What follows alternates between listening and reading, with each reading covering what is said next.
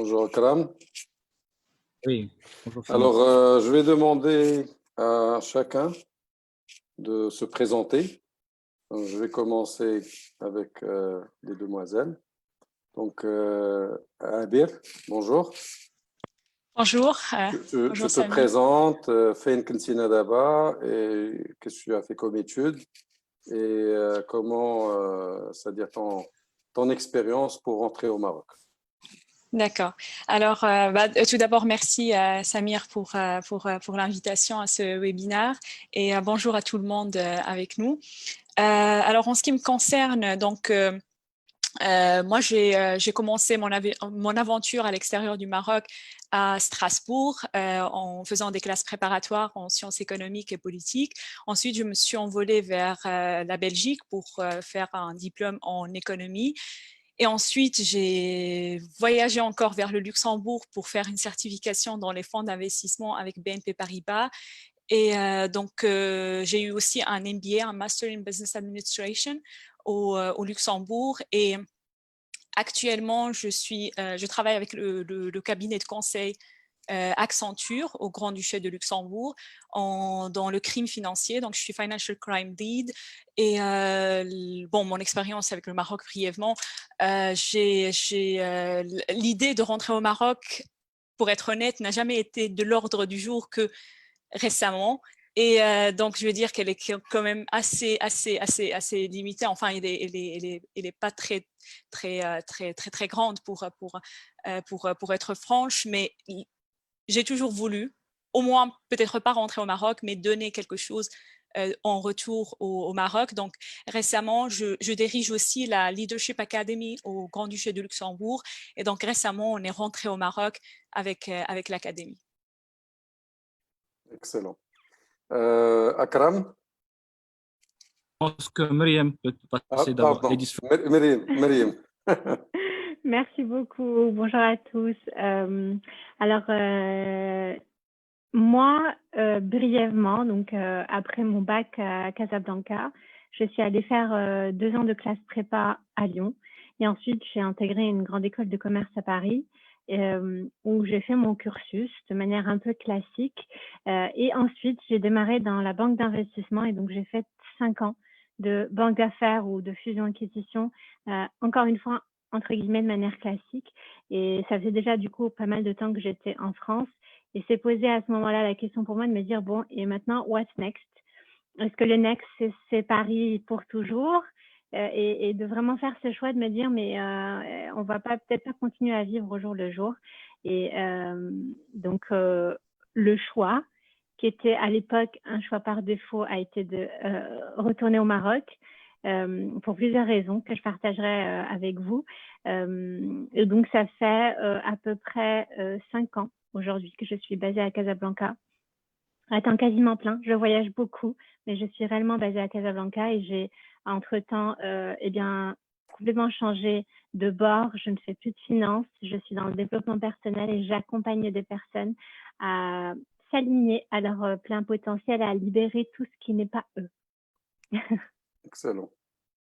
Akram? Oui. Donc, tu m'entends, Samir? Oui, je t'entends.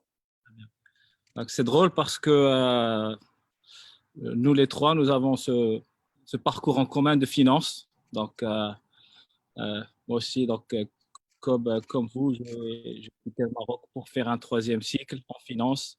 Mais mon parcours n'est pas aussi classique que le vôtre. Donc, j'ai fait mon master, j'ai joint une banque d'affaires, Morgan Stanley, et après Merrill Lynch. Et en parallèle, j'ai fait d'autres études de 3e cycle. Donc, j'ai fait 10 ans d'investment banking chez Morgan Stanley, Merrill Lynch. Après, j'ai joint une banque d'affaires, une banque d'investissement spécialisée en investissement technologique.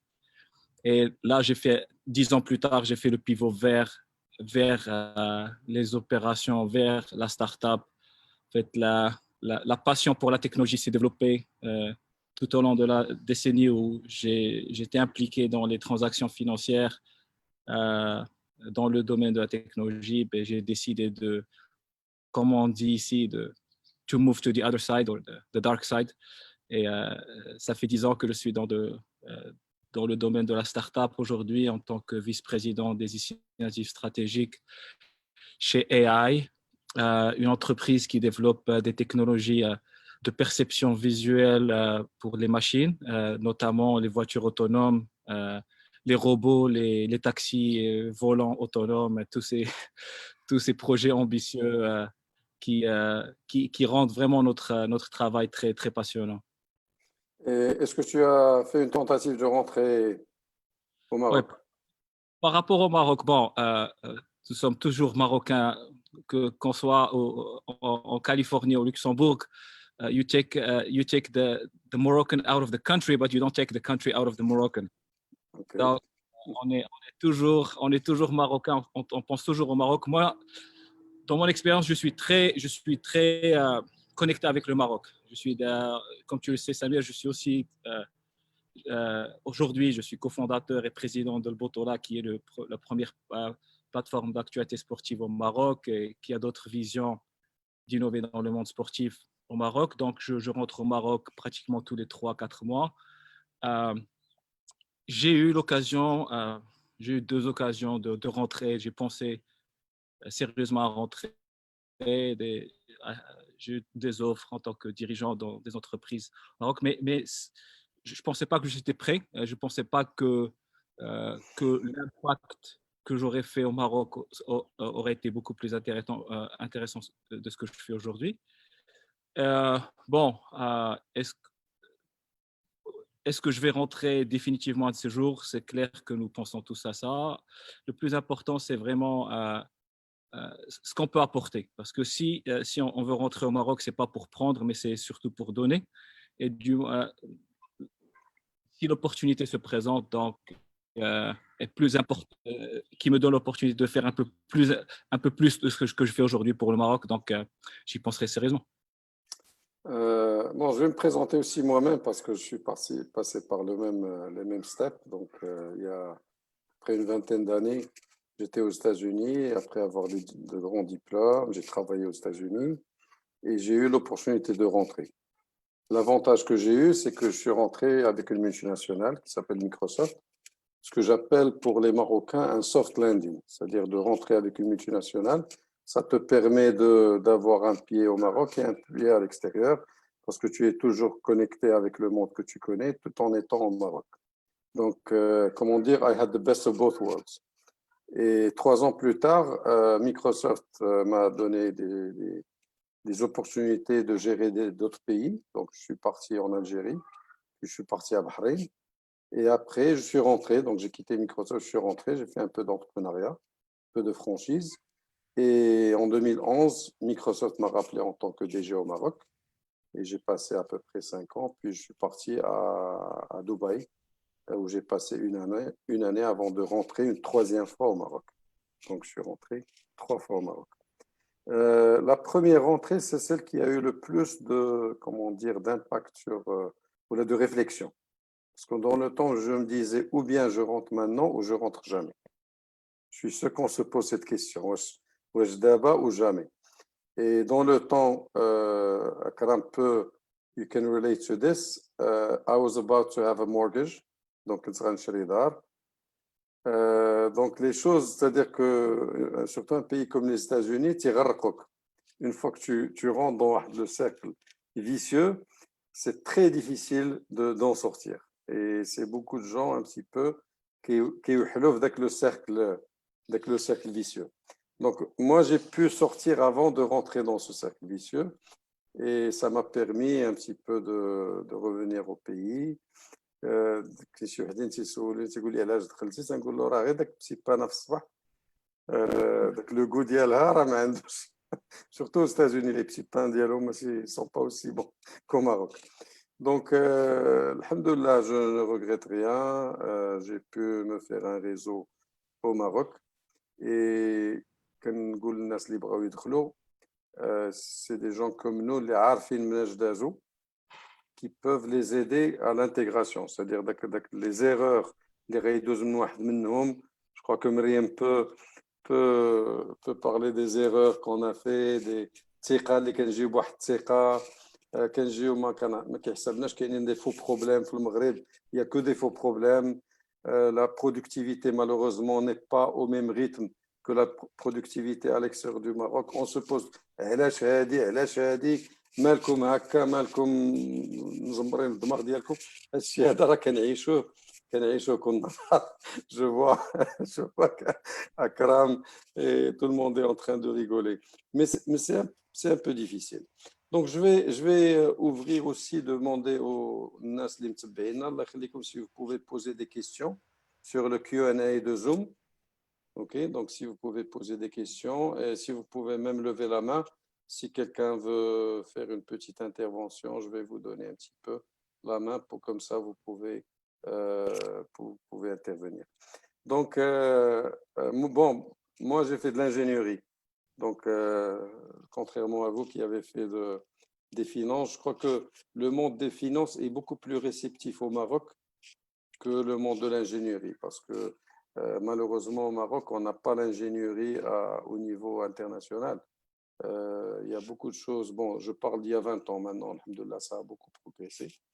Mais je dis toujours, المغرب عنده الغرض بالناس بحالنا. عنده الغرض بالناس اللي غادي يجيبوا أفكار جديدة. الناس اللي غادي انفيستيو بالعقل ديالهم راه ماشي الفلوس الفلوس نو مونك با au Maroc الفلوس كاينين راه العقل لي زيدي لا ماتيير غريز اللي خصنا نجيبوها باسكو لا ماتيير غريز بو برودوير مي الفلوس بون شنو غنبنيو ونبيعو سي با l'argent c'est pas le bâtiment c'est pas le hardware c'est le software et donc si vous avez Myriam, tu es passée par شنو la chose qui t'a plu qui t'a choqué فاش دخلتي. La chose qui m'a choquée au Maroc quand je suis rentrée, c'est, je pense vraiment le comportement des personnes qui partent et qui reviennent. Pour moi, en fait, les gens, eh bien, ils sont pas alignés. Pour la plupart, en fait, ils partent, ils ont une expérience et quand ils reviennent, eh bien, c'est comme s'ils se remettaient dans un espèce de moule. Ils ont l'impression que c'est plus confortable de revenir et d'être à nouveau comme avant. Et en fait, du coup, ça crée une espèce de dichotomie si on n'est pas conscient, parce que cette personne, elle a plus le même âge, elle a vécu plein d'expériences à l'étranger, elle a interagi avec d'autres personnes, elle a plein de choses dans sa tête et qu'elle a de nouvelles habitudes, sauf qu'elle revient et par une espèce de mimétisme, elle se remet dans elle il y a 10 ans, elle il y a 15 ans. Ses parents, sa famille, son environnement se comportent plus ou moins de la même manière avec elle parce qu'ils l'ont, eux, ils n'ont pas vu trop le changement. Et cette personne, souvent, par habitude, elle se remet dans sa vie d'avant, avec des petits ajustements, mais c'est toujours pareil, la même personne. Et moi, je trouve que c'est ça qui est choquant, parce que c'est vrai que c'est facile, c'est confortable, mais ça n'est pas du tout nous, finalement. Moi, c'est ça que j'ai trouvé choquant, c'est de prendre cette espèce d'option de facilité et d'être malheureux, finalement, parce qu'on n'est pas la personne d'il y a 10 ans, on n'est pas celle qui avait 18 ans qui a quitté. On n'est pas celle d'aujourd'hui qui a des nouvelles habitudes qu'elle n'applique pas. On est un peu entre les deux, en fait. C'est ça, au Maroc, il faut réussir à trouver la chaise pour pouvoir s'asseoir, parce que généralement, on sera entre deux chaises, entre deux autoroutes, deux maisons, deux jobs. Toujours, c'est entre deux. C'est ça qui me choque, qu'on n'arrive pas justement à faire le choix et à être conscient et que ce choix soit conscient. Akram, qu'est-ce qui te choque le plus quand tu visites le Maroc? En fait, rien ne me choque, parce que je le prends à petite dose. Donc j'ai passé un peu moins de la moitié de ma vie au Maroc. J'ai passé 21 ans au Maroc, 23 ans aux États-Unis. Mais le fait de rentrer, le fait d'être impliqué dans des activités là-bas, on se rappelle toujours de ce qu'est le Maroc, les aspects positifs, les aspects négatifs. Donc, comme ça, je suis vacciné donc, du choc. Ok. Donc, rien ne te choque. Anna, la chose qui m'a choqué, hein? Si je peux dire, mais des choses qui m'agacent, c'est-à-dire il y a des choses qui me font penser, comment on dit, have to think twice before doing something in Morocco. C'est-à-dire, des fois, tu as l'intention de faire quelque chose de bien, mais the work ethics, the lack of trust, the lack of honesty, make you think, is this really all worth it? Peut-être il vaut mieux faire des choses ailleurs, réussir et contribuer au Maroc d'une façon caritative ou par le conseil sans vraiment s'impliquer dans l'activité. Donc, le fait que, je donne un exemple là, si Samir, quand on montait le bateau là, on contactait les gens. déjà في الصليبه de la بطوله الله يخليك باسكو beaucoup de gens ما عارفينش بطوله. Le bateau là, c'était commencé comme une idée bon, 10 years, je reviens, il y a 10 ans, j'avais monté une entreprise, une start-up dans le domaine de l'influence marketing. C'était un peu avant-gardiste, avant son temps. Et comme tous les Marocains, je pensais peut-être qu'il fallait monter des opérations au Maroc, aider les ingénieurs au Maroc. Donc, j'ai monté une équipe de 17 ingénieurs au Maroc. C'était une expérience assez to say the least. Mais j'ai beaucoup appris de cette expérience. Et là, par contre, j'ai eu l'occasion de rencontrer des jeunes qui étaient deux personnes en particulier qui avaient joint l'équipe au Maroc et avec qui j'ai eu le plaisir de travailler et qui avaient cette idée de combler le vide dans l'actualité sportive sur le digital. Parce que en ce moment-là, tous les portails étaient plutôt des portails du Moyen-Orient. Donc, et l'information sportive au Maroc, elle se faisait d'une façon un peu ad hoc. Donc, on s'est structuré, on a monté le Botola, qui est aujourd'hui le premier portail de l'actualité sportive, aux plateformes d'actualité sportive, parce qu'elle est cross-plateforme sur mobile, sur web, avec la mission de continuer à innover pour rendre l'information accessible et l'expérience appréciée. Donc, voilà le Botola. Ce que je disais, en montant cette entreprise et autre chose, tu veux prendre un rendez-vous au Maroc, tu prends un rendez-vous, tu dis quoi, 12 في العشية. العشية ما هي 4 ولا 5 ولا 3 ولا 2 ولا 2 ونص. العشية it's really things, هذا غير un échantillon. Il y en a beaucoup. نعطيك le problème, le botologie, elle réussit beaucoup, mais alhamdoulilah, une croissance de plus de 50% year over year. Mais راك عارف السي سمير، جو سي با سي عندك هذا المشكل في المدرسه واش الناس ما تيخلصوش، ولكن حنا راه ما تنخلصوش على 3 شهور ولا على 6 شهور. نورمالمون 3 شهور سي the best. 6 شهور 7 شهور. Comment tu veux monter une entreprise quand tu dois خصك بحال تيقولوا خصك في المغرب خصك تبقى ترغب باش تاخذ فلوسك. C'est des choses auxquelles il faut penser quand on monte une entreprise. C'est pas choquant, on le sait, mais ça c'est agaçant quand tu le vis. Voilà. Donc, tu as dit deux choses très importantes. La première, هو الوقت عباد الله ما كيعطيوش قيمة الوقت. ولا دوزيام هو الخلاص، c'est-à-dire que الوقت والخلاص عندهم زعما خصك دير الخدمة وخصك دير خدمة أخرى باش تخلص. C'est-à-dire une équipe اللي كدير le vrai travail et une équipe, la chose qui ne se pose pas aux États-Unis. Les États-Unis, بعد عندهم واحد small business act. شركة كبيرة ما تخلص شركة صغيرة، راه داك الشركة الصغيرة elle peut gagner en justice des millions et des millions de dollars. Donc هذه القضية هذه tu as raison. C'est pour ça que أنا ديما كنعطي النصيحة للناس اللي غيديروا بيزنس في المغرب يديروا B2C ما يعملوش B2B. Parce que كتعمل B2C au moins consumer c'est du cash business كتخلص. اما B2B تيعطيك البون دو كوموند وسير باش تخلص. Donc Abir, vas-y, ton expérience, qu'est-ce qui te choque le plus? Alors, moi, personnellement, j'essaie de penser maintenant quand je pars au Maroc. Il y a quelque chose enfin, il y a deux choses qui me viennent à l'esprit tout de suite. La première chose, c'est la file, la queue, le respect en fait de l'ordre de toute chose, que ce soit la queue à la banque ou etc.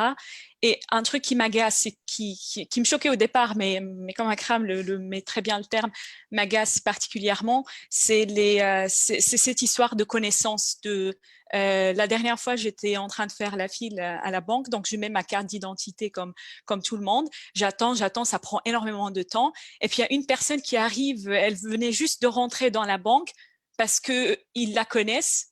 Elle est passée devant tout le monde.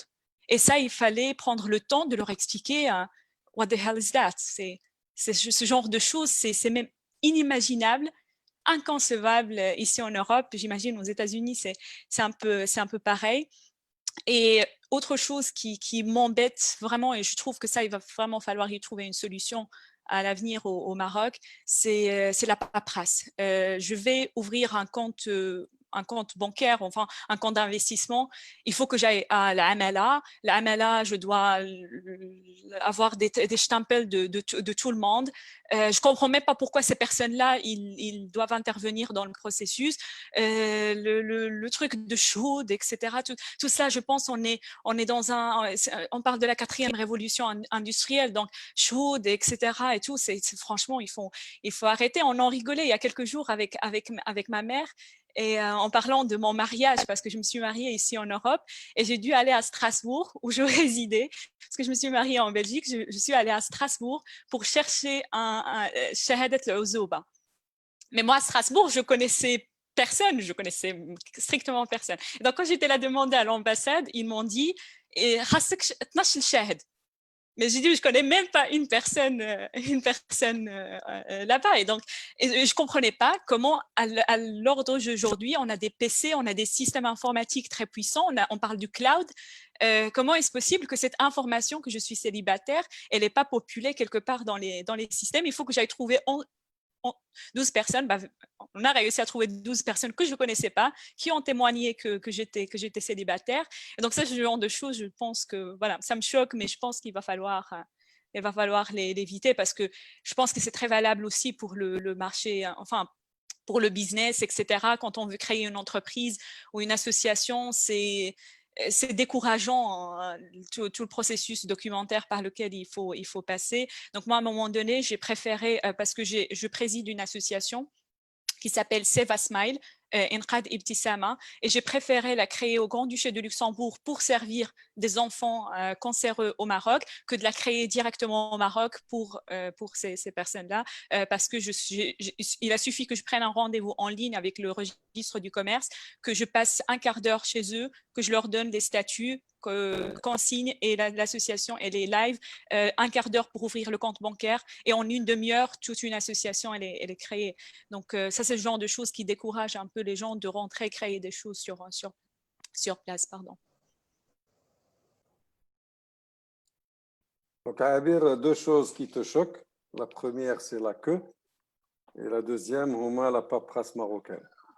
La queue, j'ai toujours cette image dans ma tête, parce que j'ai passé 13 ans aux États-Unis, où chaque fois que nous sommes en Amérique, donc à travers l'aéroport de New York, Kennedy, كنا مغاربه كنا متبعين الصف كنا مقادين وفاش كنوصلوا للمطار ديال الدار البيضاء اللي كيعرف شي بوليسي اللي كيعرف شي واحد دانفلونس خصو يدخل من الداخل ويخرجو باش هو ما يتسناش وكتجلس انت كتسنى في واحد لاكو كتشوف هذاك كيدوز مورا البوليسي باش كيطبع له داك الباسبور سام شوكي زعما سام فوزي لا بين علاش كنا جوج 7 السوايع قبل كنا دايرين محترمين القانون وفاش كندخلوا للمغرب ما كيكونش هذا الاحترام ديال القانون الاحترام ديال الناس اللي واقفين وكيشوفوا بعينيهم سكي سباس بالنسبه لا بابراس bon j'étais chez Microsoft j'ai passé 5 ans à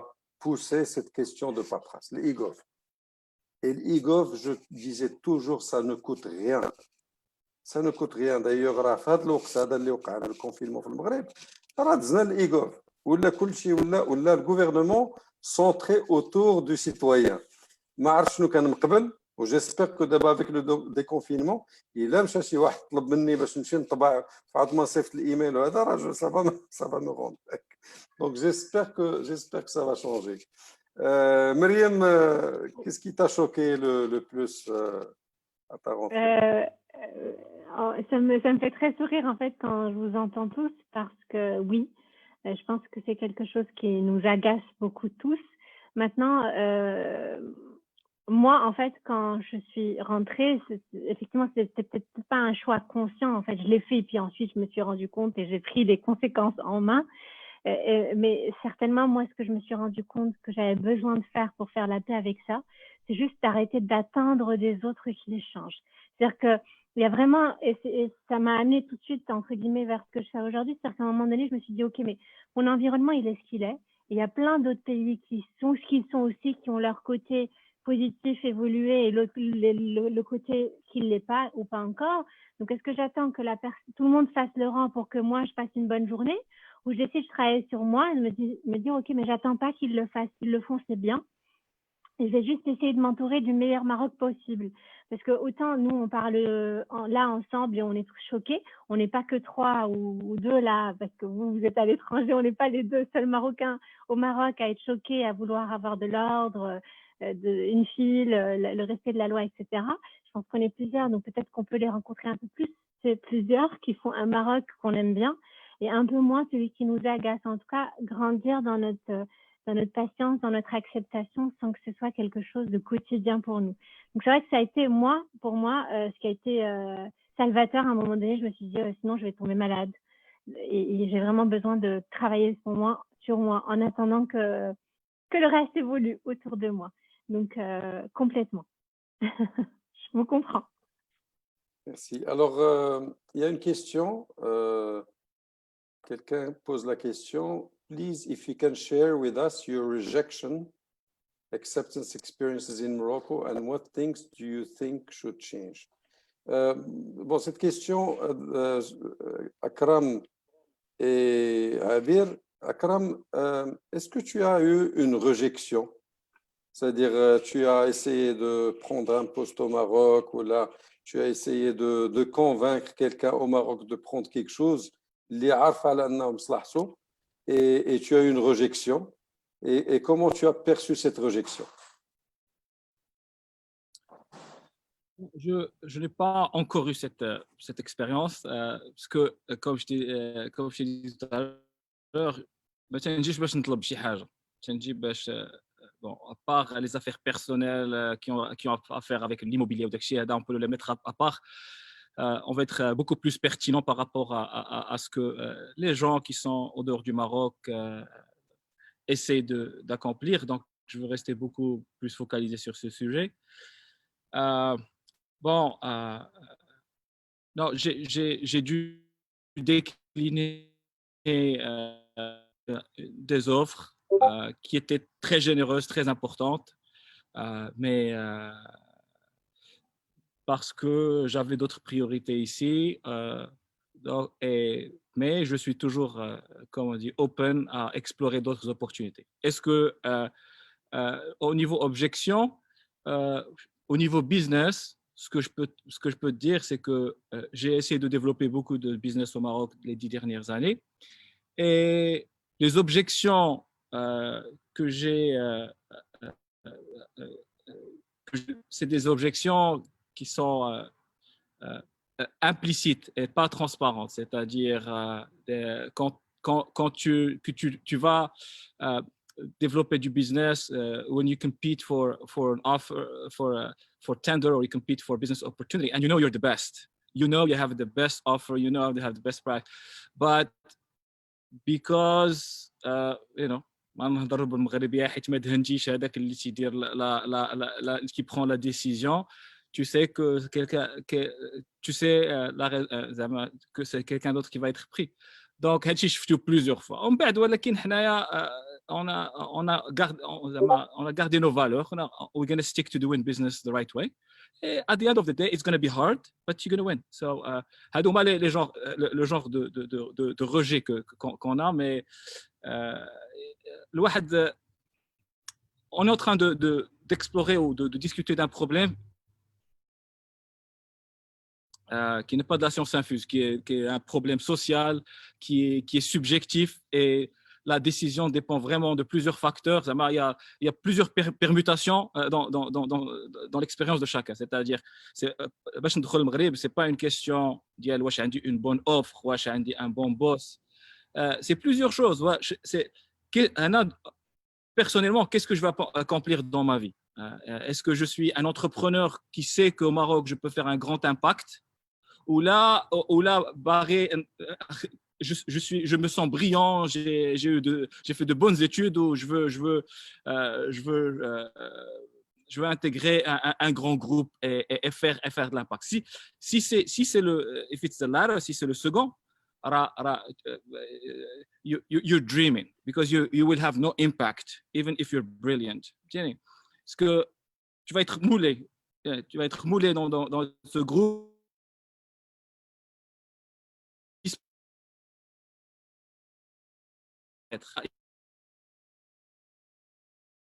On essaie de pousser quelqu'un, et puis il ou elle réussit à se distinguer, mais il y a toujours un directeur, un DG, un président dans une entreprise. Donc, vraiment pour résumer un peu, ou là pour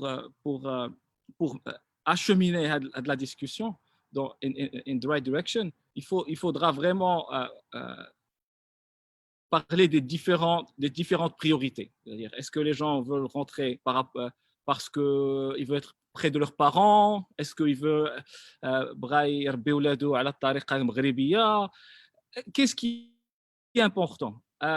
بحالك انت سمير عندك une expérience ديال في التكنولوجي, et je sais كم بقيتي هنا في مايكروسوفت, tu seras un exécutif de haut niveau, et tu réussi ici bien qu'au Maroc, ou même plus. ولكن عاوتاني, je sais que tu es un entrepreneur, tu aimes you like to build things, et après tu aimes la vie du Maroc. هاد les deux priorités هما اللي خلاوك باش تدخل المغرب, فهمتيني. انا j'aimerais bien aider les gens à penser un peu quand ils pensent à prendre ces décisions, de penser à ce qui est important dans leur vie, et à partir de là voir quel genre d'impact ils peuvent faire pour eux-mêmes d'abord. شوف, فاقد الشيء لا يعطيه. ما غتقدرش انت تعطي شي حاجه للمغرب انت اللي مازال ما عندكش. مشيتي قريتي في المدرسه, خذ شويه د الاكسبيريونس, بغيتي تنفع بلادك سير خذ شويه د الاكسبيريونس, بحال اللي قلتي يا سمير. It's the ideas, it's the intellect that matters. Donc, développe avec les compétences, devient beaucoup plus important, plus utile. عاد حاول تدخل. وجو بونس كو ملي كتوصل لذاك لو نيفو ما تيبقاش لو روجي ولا لاكسبتونس, بالعكس الناس غيخصهم يطلبوك. You have to be very sought after. علاش انت الا غتمشي من هنا ولا من فرنسا باش عاد تقلب, راك tu n'es pas prêt. Tu n'es prêt que lorsqu'on te demande de venir, on te prie de venir. Tu perds ton temps si tu veux trouver ta place. Laisse-les inviter à trouver ça. Laisse-les inviter à faire de la place pour toi. Il y a deux types de personnes qui rentrent à Karam. Il y a des entrepreneurs, c'est-à-dire ils veulent rentrer faire quelque chose au Maroc. Peut-être qu'ils ont hérité, peut-être qu'ils ont accumulé suffisamment de fonds financiers pour rentrer et investir, etc. Et il y a ceux qui rentrent pour être employés. Donc, il y a deux types de personnes. Et la première personne, ou le côté entrepreneur, il y a un grand choc, parce que la facilité et la rapidité dont il peut entreprendre dans des pays développés, mais chez Maghreb. On fait face à beaucoup de faux problèmes. Moi, qui ai passé beaucoup d'années au Maroc, j'ai toujours en face de moi des problèmes qui sont les tampons, tampons. Je veux avoir une autorisation pour quelque chose, ils te demandent 23 papiers. Toutes ces informations existent chez le gouvernement. Pourquoi ils me demandent ces 23 documents? Donc, je dois faire le coursier pour eux, pour ramener tous ces documents. Et l'autorisation, normalement, en 24 heures dans un autre pays, au Maghreb sur 2 ans. Donc, l'énergie ou la passion pour faire quelque chose, ou les idées, ou une start-up, ça pose énormément de problèmes. Tu as besoin de financement. خلاص هذيك مشكله كبيره مع لا بانك تقول لك جيب لي l'équivalent garanti. زعما il y a pas de, on ne croit pas, on fait pas confiance dans l'entrepreneur au Maroc. ou le petit entrepreneur تيبقى طول حياته غير كنقولوا بالمغربيه تتمرمد وصافي. Finalement تيمشي كتلقى de génie avec de belles idées qui sont arrivés à un point qui vous pouvez pas progresser. من بعد تيمشيو يوليو دي زومبلويي تيقلبوا على خدمه pour survivre ولا تيقلبوا باش يخرجوا عاوتاني من المغرب. Il y a beaucoup de retours, c'est-à-dire des gens, surtout les entrepreneurs, تيجوا للمغرب من بعد كيرجعوا. OK. بالنسبه les employés, bien sûr l'éthique de travail ou les كاين على برا parce que chaque personne ما كاينش باك صاحبي على برا كاين what can you do. alors que في المغرب باك صاحبي c'est-à-dire هذا السيد كتلقى طالع كتسول فيه تلقى ما كيدير والو. شنو هذا؟ هذا راه من لا فامي فلان كي اكسيونير ولا كي في لو بورد دو ديريكتور etc. Donc Abir, tu as eu ta perception par rapport à ce qu'on a dit. Alors, moi, I relate a lot to what you said. Alors, de mon côté, je pense un peu comme Akram, je ne suis pas encore arrivée au stade d'entreprendre quelque chose au Maroc pour avoir des rejets. Et l'idée principale qui m'empêche, qui me bloque derrière ça, c'est cette histoire de mentalité finalement, parce qu'on a des problèmes sur le côté privé, personnel, à la banque, dans les administrations, etc. Aussi, mais Timchel Mokata'a, il faut que tu attendes qu'on appelle une personne qui est censée être en train de travailler au moment où tu es là, mais il n'est pas là, il est quelque part, etc. Donc, il faut aller le chercher. Et donc, il y a quelque chose, moi, particulièrement, qui m'embête dans la mentalité et qui m'a toujours freiné pour prendre cette initiative de rentrer faire quelque chose de concret au Maroc. C'est très marrant, mais parfois, tu as l'impression que les gens qui travaillent dans des organisations au Maroc, ils se prennent pour des patrons. Donc, par exemple, tu vas à la banque pour ouvrir un compte. La personne que tu as en face de toi, tu te sens pas client.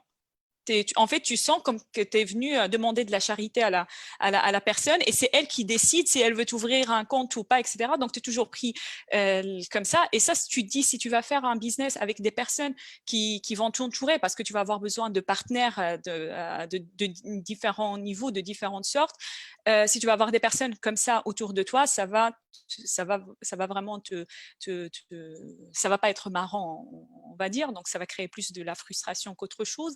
Et donc voilà, moi, je ne suis pas encore au stade d'avoir des rejets. Par contre, il y a quelque chose de très important que j'aimerais signaler, c'est que je suis quand même assez surprise, assez agréablement surprise par le niveau de talent qu'on peut retrouver au Maroc.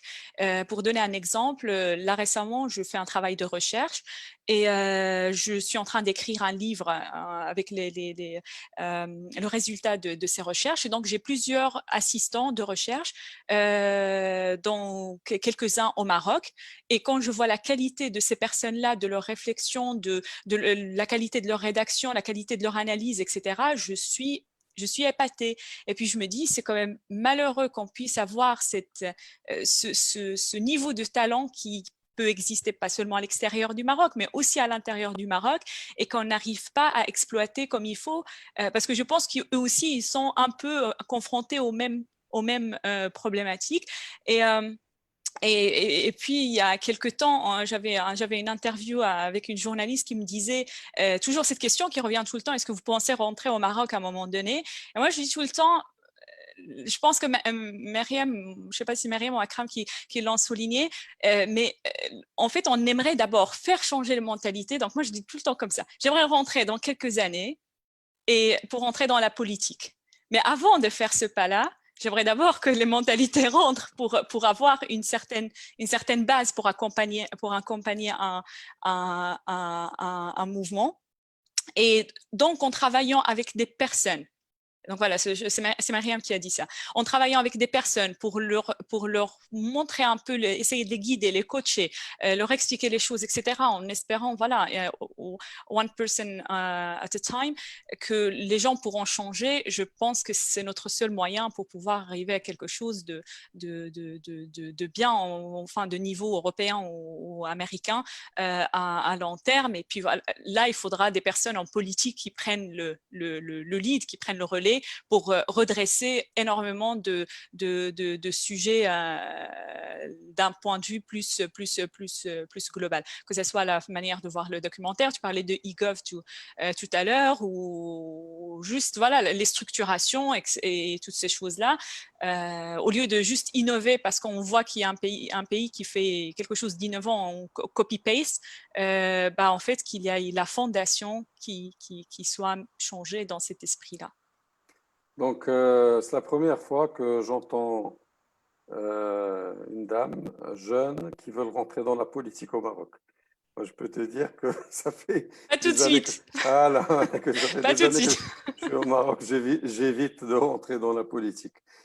Myriam, une question de l'audience. Quels sont les pièges, selon votre expérience, à éviter si l'on veut rentrer au Maroc?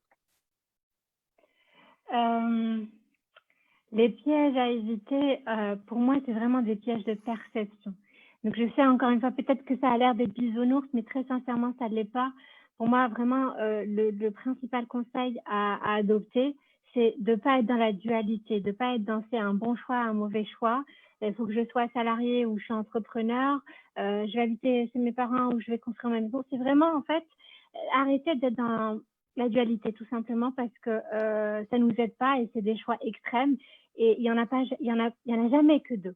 Sauf qu'en général, ce qui se passe, c'est que c'est ce qu'on a vu les autres faire et c'est les choix qui nous sont donnés au début. Donc, on se dit, bon, il faut que je fasse un choix, il faut que je fasse ça, une multinationale ou alors une start-up pour monter ma boîte. Non, il y en a des tas, il y a une infinité de choix en réalité. Donc, moi, le premier piège qu'il faut éviter, c'est de se coincer soi-même, en fait, dans cette espèce de filtre ou de perception qui nous permet pas de voir autre chose que ces choix-là. Et du coup, ces solutions-là, mais qui ne sont pas des solutions personnalisées. Moi, si je peux vraiment partager mon expérience, c'est que quand j'ai quitté Paris, c'était pour quitter Paris plutôt que de venir au Maroc. C'était vraiment un choix de je veux plus être et je veux plus avoir la vie que j'avais à Paris. Et la question s'est posée à un moment de me dire, mais je vais faire quoi là? Je vais où? Qu'est-ce que je fais? Et je suis rentrée au Maroc en me disant, mais je vais faire le choix de tester. Et puis, si jamais ça me plaît pas ou si ça me va plus, moi, j'aurais pas de regrets finalement. Et j'ai très, très résisté à ce que tout le monde prenait comme choix, qui était, bon, j'ai fait de la finance, je vais poser mon CV, je vais aller dans une banque, je vais faire ce que je faisais toujours, et puis dans 20 ans, on va en reparler, j'aurais dit que j'avais 30 ans de FUSAC derrière moi, et c'est fini, parce que je voulais plus faire ça. Et du coup, j'ai rien fait, j'ai pas posé de CV, et dans ma tête, ça moulinait, je me disais, qu'est-ce que je veux faire, et une opportunité a été ouverte, mais une opportunité à laquelle j'aurais jamais pensé avant si j'avais pas eu cette ouverture d'esprit de me dire je ne veux pas tel choix. Je sais pas ce que je veux, par contre je sais ce que je ne veux pas. Et j'ai commencé à travailler à mi-temps en salarié dans un cabinet qui faisait du conseil en finance, toute petite structure, dans quelque chose que je savais déjà plutôt bien faire pendant 1 an. Donc, le truc, au début, quand quelqu'un me demandait « mais qu'est-ce que tu fais ?» Je disais « je travaille en mi-temps en salarié, j'ai un bon salaire et je vis ma vie, mon quotidien me plaît. » Il me disait « mais qu'est-ce que tu fais? Est-ce que tu es fleuriste ?» Je disais « non, je ne suis pas fleuriste. Je fais des pitchs et de la valo, sauf que je le fais dans des conditions qui me conviennent pour l'instant. » Donc, et après, en fait, bon, ça s'est mal passé. C'est vrai que je rejoins un peu ce qui choque dans le Maroc tout à l'heure, c'est que la justice et le système de justice, c'est vraiment un grand débat et un grand sujet parce que j'ai fini à l'inspection de travail et puis plein de choses se sont déroulées par la suite. Et ça m'a lancée dans le freelance. À ce moment-là, j'ai décidé, je me suis pas dit, oh, mais j'ai pas le choix, il faut que je postule dans une grande banque parce que jamais elle va faire faillite ou alors que je lance ma boîte. Je me suis juste dit, non, je vais conseiller, je vais faire du freelance et je vais trouver des clients qui payent et des clients qui veulent ce que j'ai à offrir et qui connaissent la valeur de mon travail. Donc, encore une fois, j'ai fait un choix qui n'était pas peut-être logique pour beaucoup de gens, mais qui était un choix individuel et je me suis dit, ça va marcher. Et ce qui s'est passé, c'est que j'ai fini par trouver des clients à l'étranger et des clients au Maroc, mais surtout à l'étranger qui étaient bons payeurs, où j'étais payée en euros au début et ça m'a permis en fait de financer mon changement et ma conversion professionnelle. Donc, tout ça pour dire que vraiment pour moi, le principal challenge, le principal piège à éviter, c'est de s'enfermer dans une grille qui est réellement duale, dans une grille qui est projetée par l'autre, qui est en comparaison avec l'autre, parce qu'on fait nos grands-pères et vont faire nos enfants demain. Non. Moi, je décide de ce que va être le choix qui me correspond moins à un moment T. Et peut-être que ce choix, 99% ne le font pas, mais moi, je vais décider que ça va marcher pour moi et je vais faire en sorte que...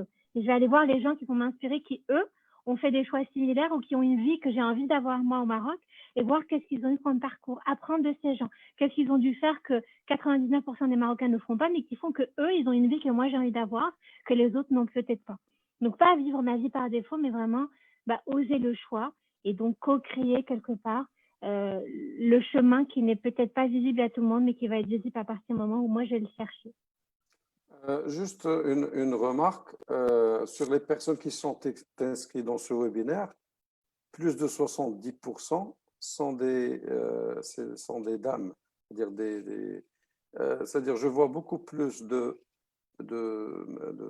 personnes, des femmes qui veulent rentrer au Maroc que les hommes. Ça m'a un petit peu surpris.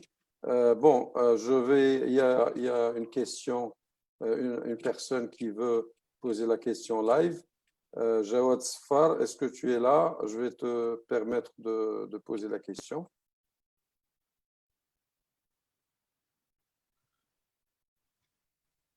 Jawad? Oui. Vous m'entendez? Oui, je vous entends. Ta question? Ma question, c'est qui m'interpelle souvent à chaque fois qu'il m'arrive d'assister soit à des débats, soit comment dirais-je, à suivre un webinar sur le thème relatif au Maroc, la fuite des cerveaux, comment dirais-je, est-ce qu'il faut rentrer ou rester? Je ne vois que les intervenants ne parlent que du côté négatif du Maroc, alors qu'il y a des avantages et on fait abstraction vraiment totale au côté positif. Pire encore, moi, il m'arrivait à l'étranger de... Jawad, tu es au Maroc ou là à l'étranger? À l'étranger, là, Ah. je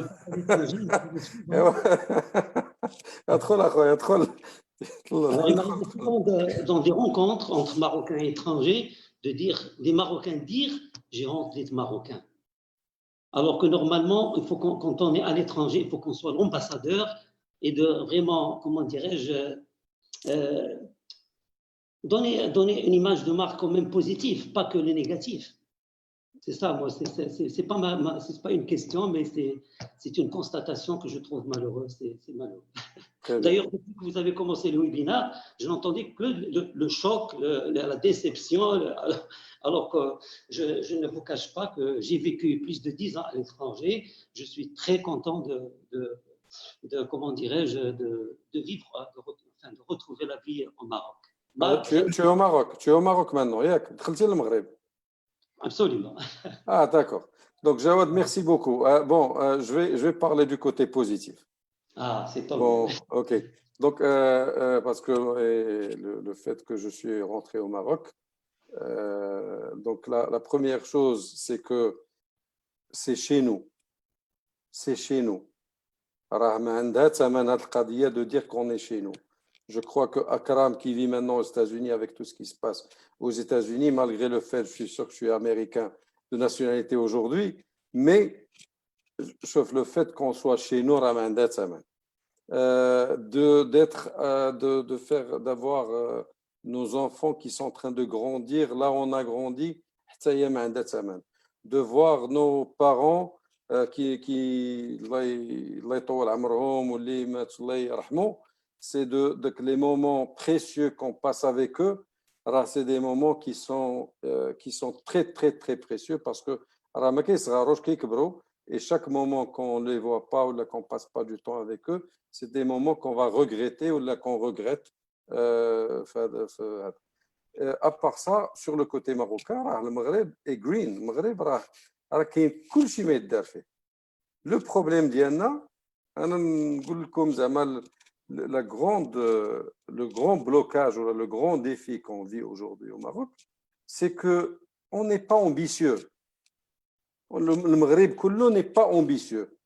Et je crois que durant le confinement, فاش بداو المغاربه تيصوبوا غير داك لي ماسك وبداو كيصوبوا داك لي بومب ديال هذا, on a commencé à voir le génie marocain qui commence à sortir. Comme a dit Abir, il y a des jeunes Marocains qui sont bons, qui sont au niveau international.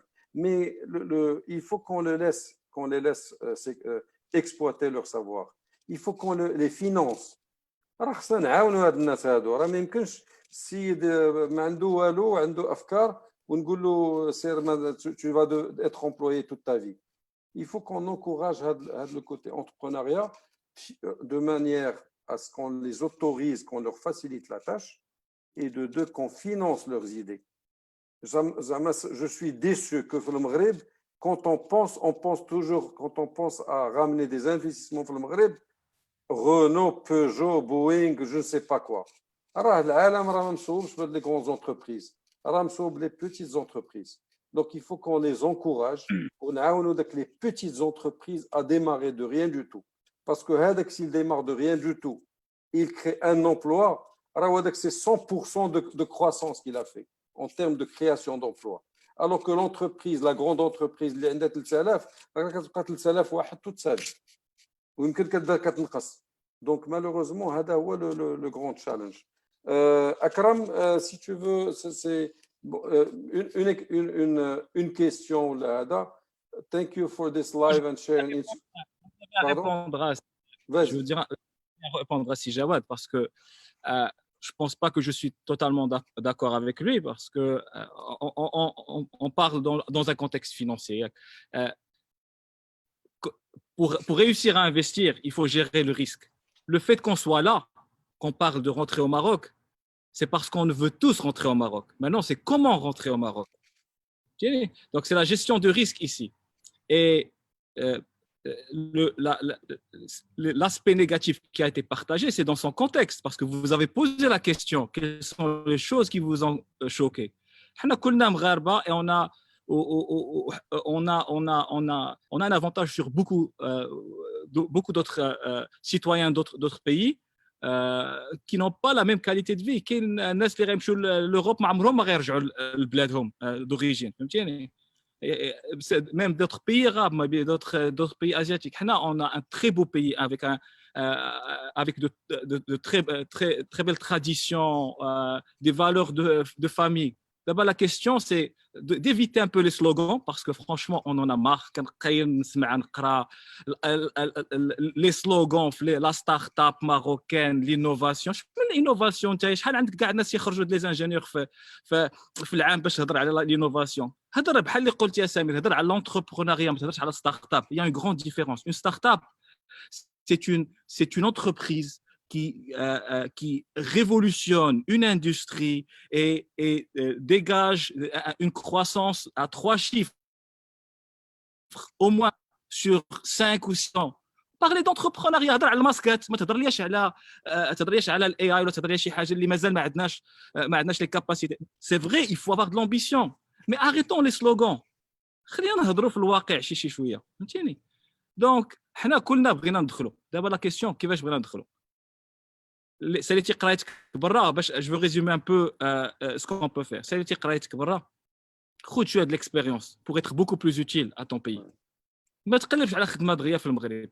Bien, vous avez une entreprise familiale, mais سير دير stage في شي entreprise في داك البلاد فين انت اللي كتشبه l'entreprise familiale ديالك. رجع la famille ديالك avec un peu plus d'expérience, beaucoup plus d'idées comment structurer, comment gérer l'entreprise, comment la développer. Entrepreneurs, je comprends. Les entrepreneurs sont prêts à prendre des risques. دخل سيدي المغرب توكل على الله وبدا، ولكن gère tes attentes. ما يكونش عندك واحد شويه عليك. Et pour moi, honnêtement, la meilleure façon de rentrer au Maroc, c'est la façon que tu as, pour laquelle tu as opté, c'est le soft landing. Il y a des plateformes, on a l'internet, il y a des organismes il y a des plateformes digitales et des plateformes physiques qui connectent la diaspora avec le Maroc. Capitaliser dessus, utilisez-les, même s'il y a la CGEM ou شي حاجه وغتلقى كتقلب على خدمه تلقى خدمه في ذاك لو دومين ما تجيش انت تبرون تو لو ريسك وعاد دخل وتبقى تقلب غير connect, use LinkedIn, use your digital platforms and do soft landing, minimize your risk and المغرب راه ديما il va te recevoir avec les bras ouverts هادشي اللي كاين ولكن خاصك تجي avec l'idée بانك خاصك تعطي انت باش عاد تاخذ شي شويه فهمتيني خاصك تعطي الا جيتي بديك ليدي انك غتجي غير باش تاخذ راه je pense que c'est pas la bonne attitude.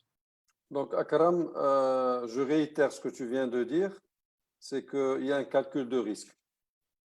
OK, donc الواحد فاش بغى يدخل ماشي يتلاح يقولوا تلاح حوايج يتلاح mais avec un soft landing يعرف فين غادي يحط رجليه باش ماشي il vient. La deuxième chose que tu as dit, c'est que quand il rentre يكون مستعد باش يعطي من قبل ما ياخذ. OK, comme ça les gens vont être très réceptifs. Merci pour donc là une question looking at how things were managed during the current health crisis. Is there a message that you'd like to tell those who govern that would you recommend to change things for the better? Abir, tu peux donc c'est-à-dire je suis sûr que tu as suivi comment le Maroc et la gestion du Maroc durant cette crise. Tu as vu comment le Maroc je parle pas du côté mais la facilité de faire beaucoup de choses en ligne. Je peux te dire que le gouvernement est très efficace. Les lois qui sortent très rapides, ou les services de gouvernement en ligne, ou la banque en ligne, واحد العدد ديال المسائل اللي يمكن تاخذ سيمانه ولا 10 ايام باش ديرها وليتي durant le confinement tu l'as fait en un jour ou même moins.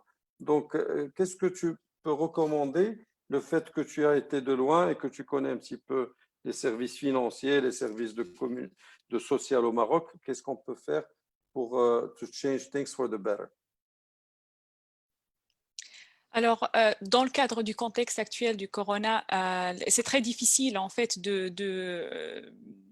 d'encore parler de best practices à ce stade parce que moi de loin, je trouvais que le Maroc, ils s'en sortaient quand même très très bien par rapport à d'autres pays. Je vis aussi au Grand-Duché de Luxembourg où les choses fonctionnent encore d'une autre manière. Là, par exemple, on parle de, par exemple, quelqu'un qui va être diagnostiqué malade avec le coronavirus. Radis Mchi, l'hélicoptère pour le prendre, pour le ramener dans un centre de soins dédiés, un truc spécial.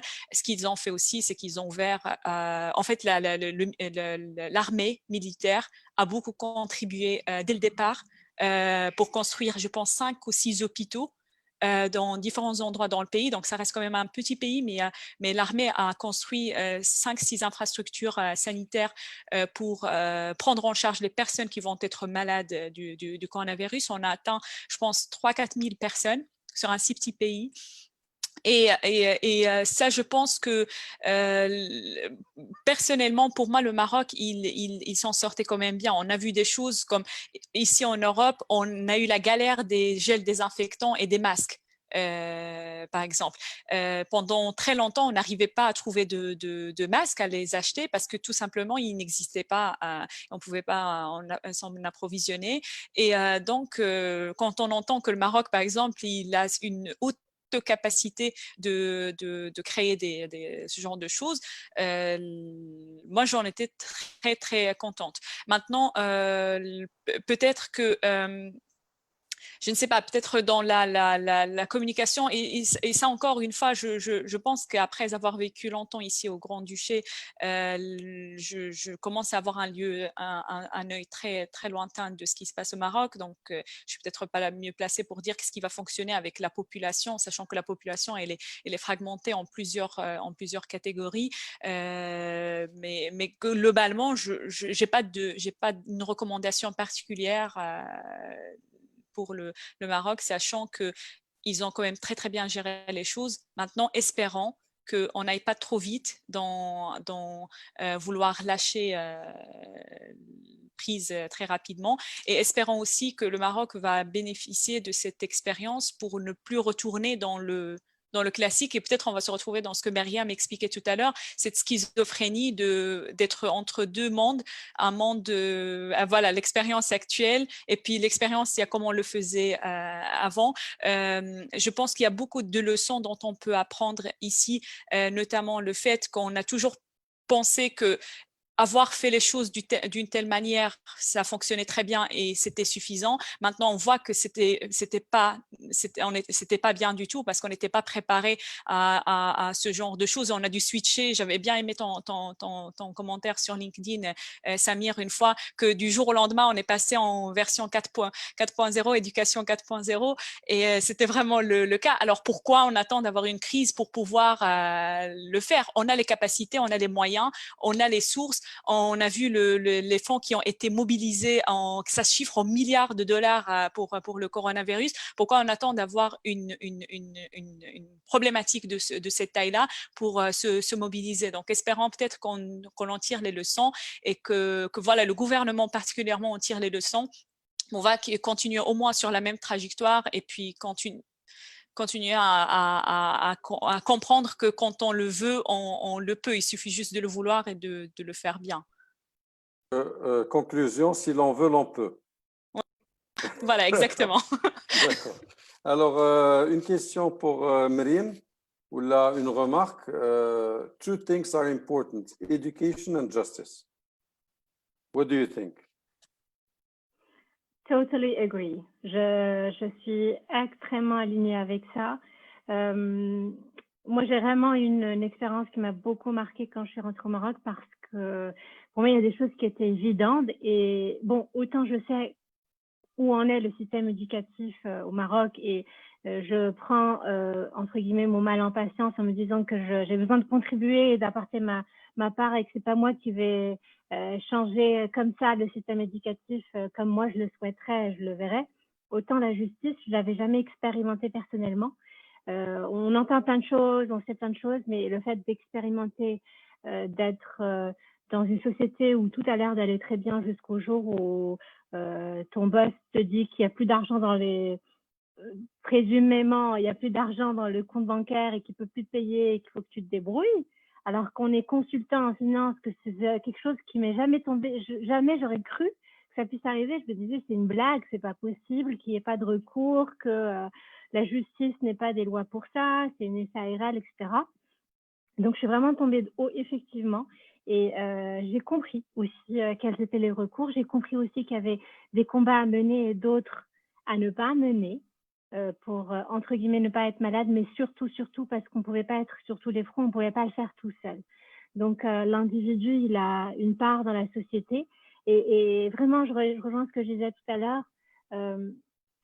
On contribue à un pays, à une société. Donc, au lieu d'essayer de changer la société avant que moi, je puisse fonctionner de manière optimale, j'ai compris, encore une fois, qu'avant, j'essayais de changer le monde. Maintenant, j'essaie de me changer moi. Et j'essaie de rencontrer des personnes qui se changent. Et ensemble, on va faire peut-être un petit groupe et puis un plus grand groupe. Et il y a des tas de gens comme nous qui on a des mentalités peut-être qui sont dans l'évolution, dans la transformation. On a envie de faire des choses bien pour ce pays. On peut peut-être se réunir en fait, parce que tout seul, on se sent seul, on se sent seul. Ensemble, on est un peu plus fort et surtout, on peut faire des choses. Tandis qu'attendre que ça se fasse pour nous avant de pouvoir être dans son plein potentiel, ça ne marchera pas. De toute façon, il y a des tas de pays. Dans tous les pays, il y a des couacs, il y a des choses qui ne fonctionnent pas comme on le voudrait. Donc, être dans l'attente, ça n'a jamais fonctionné. Donc, pour moi, effectivement, l'éducation et la justice, gros axe de développement. j'ai choisi un peu l'éducation et j'essaie de faire preuve de justice sur le plan individuel en faisant en sorte, j'espère que ça puisse se refléter dans le collectif.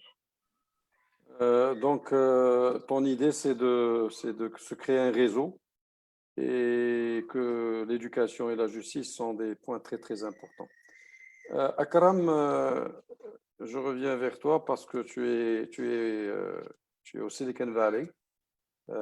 Tu courtoies pas mal. J'ai eu le privilège de te visiter dans les alentours de San Francisco. Et, tabarakallah, il y a beaucoup de Marocains qui sont là-bas, des génies qui sont très très bien, qui sont reconnus par leur entreprise, sinon qui ont créé des entreprises là-bas. Qu'est-ce qui nous bloque Zama pour que le Maghreb يكون واحد هاد l'effet boule de neige à la Silicon Valley parce qu'on a le technopark, عندنا سيدي bon les titres البنكات يقول لك on finance les jeunes, les entrepreneurs. Qu'est-ce qui manque? C'est quoi l'ingrédient qui fait à ce que Silicon Valley soit là-bas et les mêmes personnes داكشي اللي كيديروه تما ما يقدروش يديروه في المغرب. Okay, so I didn't want to digress from the topic of the discussion on how to go into Morocco, but if we have to, first let me join all of you that education and justice are the key foundations for any society. And actually, this is very consistent with my from a recent tweet and a recent post that where I see a lot of celebration about what we can do in Morocco in terms of innovation. Those are really they give you hope, but it's not enough if you don't have a vision of changing the way we educate and establishing justice for enterprises to prosper. Silicon Valley for Morocco should not be a model. It's an inspiration, because Silicon Valley was built on history of like a couple of 100 years. It came from industrial revolution, from charitable action, from Stanford, from the bankers and industrials who put the railways in the United States. And 100 years later, with strong education platform like Stanford, Caltech, Berkeley, then followed the military investment in technology. This is what made Silicon Valley the cradle of innovation. So you have education platform, you have the people who converge into researching and innovating, and then you have an industry that funded the productization and commercialization of this technology to be applied. And slowly, based on that, you had an alumni or a first class of venture capital investors, Kleiner Perkins, Sequoia. So it's very complex history that you cannot just come and replicate because you want to. But there are model countries like South Korea that had the same GDP per capita as Morocco in 1961. So it was, I don't know, it was $900 or $300 in 1961. Today, it's half the GDP per capita of the United States. It's 20 or 30 times the GDP per capita of Morocco. But it is a model to learn from. What does South Korea and Malaysia and Spain have in common in the last 40 years? Is education and some level of civism. And you need leadership to bring some civism. And totally agree with Abir. I mean, respecting the line is going to be the first indicator of the readiness of society. The day you land in Morocco and you see people respecting the line, and I said it before, I said the day I'm going to land in Morocco and see people respecting the line, the day I know that Morocco is ready for revolution. So whoever made the comment is spot on. You start with education and justice, and you know the first generation will make it happen. Silicon Valley an inspiration, South Korea as a model. There is plenty of talent in Morocco, and we've seen the manifestation of leadership during the COVID. We have great leaders, and we just have to make many of them. And you can only replicate them once you have a good education system. Donc, conclusion, l'éducation is a must. On peut s'inspirer par, on peut s'inspirer par le Silicon Valley, mais pour savoir comment le faire, le modèle asiatique, des pays asiatiques comme la Corée du Sud, Singapour, Malaisie, etc., c'est un bon modèle à suivre, mais l'ingrédient essentiel, c'est l'éducation. Donc, bon, je suis dans le monde de l'éducation, donc help. I hope that I'll succeed. Alors, question, le leadership des femmes au Maroc serait-il parfois mal vu? Abir, je pose la question à Abir et après la même question à Amri.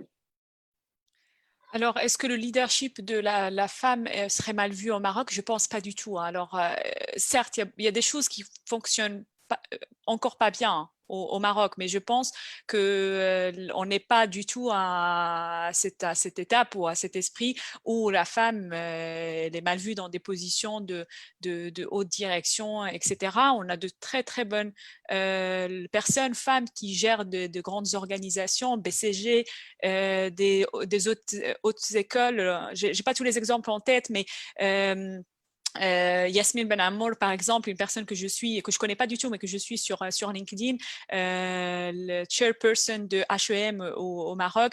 Pour moi, c'est un bon exemple. Donc non, je pense pas du tout qu'on est dans ces stéréotypes encore. Clairement pas. Je rejoins complètement ce que tu dis, Abir. Effectivement, pour moi, la place de la femme dans le leadership, elle est complètement là et elle est latente pour les femmes qui ont envie de l'apprendre. Maintenant, je pense réellement aussi que c'est, encore une fois, une histoire de mindset, des gens qu'on a en dessous, des gens qu'on a au-dessus. Est-ce que l'environnement professionnel qu'on a dans cette boîte-là, en l'occurrence, ou dans cet environnement, est-ce qu'il est favorable ou est-ce que lui a besoin de changer et d'évoluer?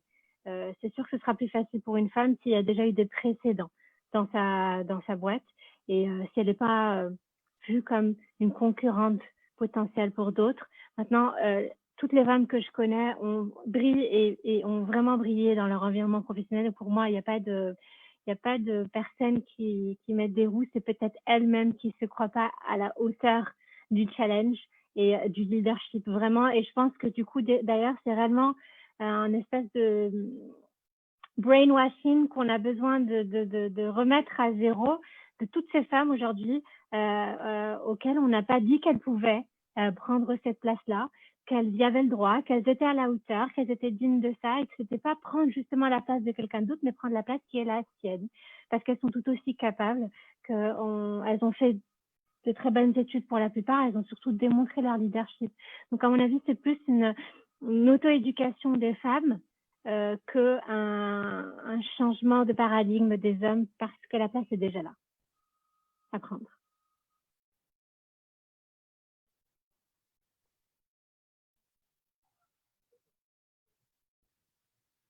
Qu'en penses-tu, Samir? Oui, un partage d'expérience par une personne qui est dans l'audience. Lubna. Non, ça va pas. Elle a disparu. C'est bon. Non. Elle a disparu. Bonjour. Oui, Lubna, tu nous entends? Bonjour tout le monde. Très bien. Donc, partage d'expérience. S'il te plaît d'être bref. Vas-y. Oui. Alors, moi, je voulais juste intervenir sur deux choses.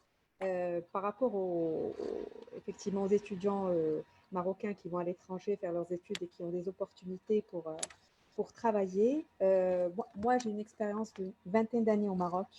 où j'ai fait mes études au Maroc, un DESS délocalisé, mais je suis restée à 100% au Maroc, même dans des multinationales où j'ai été amenée à interagir avec beaucoup de boîtes en Europe, aux États-Unis, au Moyen-Orient. Mais je n'ai jamais eu cette vie d'expatriation. Ça m'a toujours donné envie. Et c'est juste pour vous dire que ces gens-là qui vont à l'étranger et qui décident de rentrer rapidement parce qu'ils pensent qu'ils vont trouver des opportunités, il y aura toujours des opportunités, mais je pense que c'est très important qu'ils prennent de l'expérience à l'étranger parce que the way of working abroad est complètement différent. C'est différent par rapport à comment on travaille. J'ai un peu interagi avec la Suisse, avec la France, avec les États-Unis. Les méthodes de travail ne sont pas les mêmes. Donc, cette expérience, elle est primordiale pour les entreprises au Maroc qui vont voir je dirais, ce soft skills et ce hard skills qu'ils vont développer.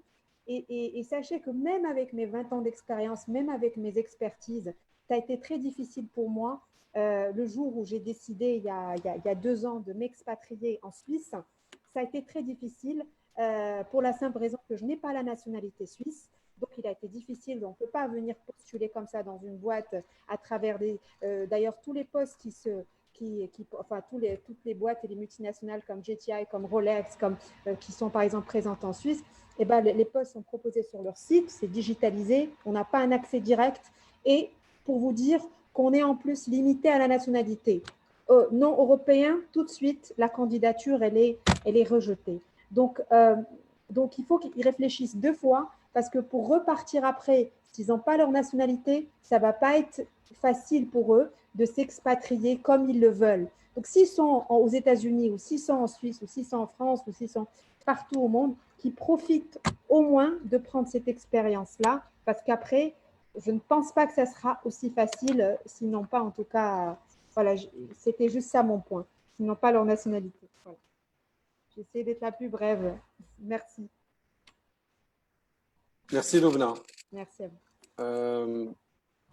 Je veux partager un tuyau avec mes amis marocains qui ont une licence, un bachelor, un diplôme d'ingénieur. Et je crois que Akram peut un petit peu confirmer.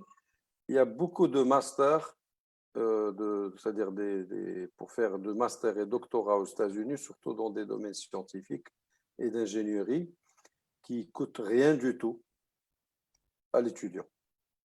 Et j'encourage des jeunes, qui ont quelques années, 2, 3 ans, ils voient un petit peu qu'ils sont en train de plafonner là où ils sont, de faire cet exercice, de demander, il y a pas mal d'universités américaines qui donnent des bourses.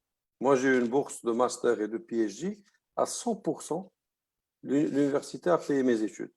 Et j'étais, durant le master, j'étais teaching assistant et PhD, j'étais research assistant et j'étais payé. Donc, durant les années 90, j'avais un salaire de $1 400 en travaillant 20 heures par semaine à l'université comme chercheur. Donc, c'est une opportunité pour des jeunes Marocains qui كلهم يمشيو يدوزوا واحد العامين ولا 3 سنين faire un master, travailler تمايا quelques années et revenir au Maroc. Donc, il y a ces opportunités que j'aimerais bien partager avec les jeunes. Et bzaf de nas, ils croient, dima katgoulou, bon, les États-Unis, ah oui, c'est trop cher, etc. Mais il y a des opportunités de bourse. Et les Marocains s'adaptent bien. Les Marocains sont bons à l'université. Et ils peuvent faire de la recherche, ils peuvent être teaching assistants à l'université, etc. Et ils peuvent s'en sortir sans avoir les gros moyens. Donc, une idée pour des jeunes qui se voient un petit peu plafonnés dans ce sens. Akram? Non, tu as absolument raison. D'ailleurs, je vois ma sœur qui est aussi sur ce webinaire comme attendee, qui a eu aussi une bourse Fulbright il y a une quinzaine d'années. Donc, oui, we have to do your homework. Donc, il y a aussi, j'avais partagé il y a quelques mois une bourse à Singapour. Donc, il y a des universités à Singapour qui offrent des bourses en master. Et donc, il faut juste, you have to do your homework, you have to do your research, and you will find there is a lot of initiatives, especially these days, where even the US, the State Department is helping Moroccans in different initiatives. The other thing, l'autre chose, c'est que aujourd'hui, je fais allusion au bouquin de Thomas Friedman il y a 20 ans, The World is Flat. Aujourd'hui, the world is flatter than ever. Il y a des opportunités aujourd'hui. Facebook recrute dans le monde entier. Donc, si tu penses que tu as le niveau de concurrencer les autres pour des posts sur Facebook, il faut postuler. Les entreprises ici, dans la Silicon Valley, que ce soit Facebook, Twitter, ou dans d'autres domaines, Splunk and others, ils vont recruter dans le monde entier. J'ai vu quelques Marocains postuler pour des postes ici, mais vu que leur expérience était limitée au Maroc, ils n'avaient pas encore le niveau de concurrencer des ingénieurs d'autres pays comme les Asiatiques. Voilà, surtout oui, les Asiatiques et l'Europe de l'Est. Donc, أكرم الهانديكاب ديال la langue anglaise. انت mastering English not only as a language but as a mentality. Parce que في المغرب on est très proche de la mentalité un petit peu francophone, d'être employé, d'être au service du patron, alors que quand on sort et quand on va dans le monde hors France, c'est un petit peu la mentalité anglo-saxon. Donc moi, j'encourage les Marocains à avoir un petit peu cette mentalité. Si vous pouvez dire un petit mot là-dessus.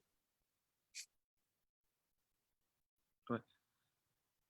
Non, c'est clair qu'on a cette influence francophone qui est limitante sur deux volets. Le premier volet, c'est que on commence toujours par un nom.